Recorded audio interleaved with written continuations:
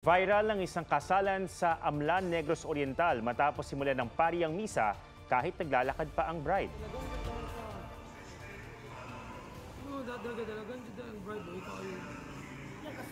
Kwento ng bride na si Janine Suelto Sagario, inumpisahan ng pari ang seremonya dahil late na raw itong nagsimula.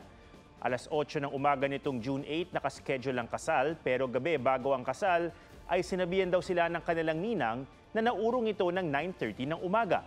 Tinawagan daw ang naturang ninang ng isang taga-simbahan. Sagot naman ng St. Andrew Parish, walang abiso mula sa parish office na may pagbabago sa schedule dahil may funeral mass ng alas 9:30. Posible raw na nagkamali ng basa ang naturang ninang sa mga petsang nakalagay sa bulletin board ng simbahan. Ginawa na lang daw ng paraan ng pari na matuloy ang kasal kahit atrasado na ito ng isang oras. Nakiusap rin daw ang pari sa pamilya ng namatayan na ma-delay ang funeral mass at maghintay hanggang matapos ang kasal. Humingi rin ng paumanhin ng simbahan sa bride at sa groom at sa kanilang pamilya na na-offend sa nangyari. Gayon din sa kaanak ng namatayan na naapektuhan ng pagbabago ng schedule. Nakatakdang ikasal ulit ang bride at groom sa June 17.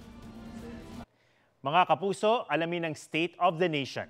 Mag-subscribe sa GMA Integrated News sa YouTube. Sa ating mga kapuso abroad, samahan niyo kami sa GMA Pinoy TV at sa www.gmanews.tv.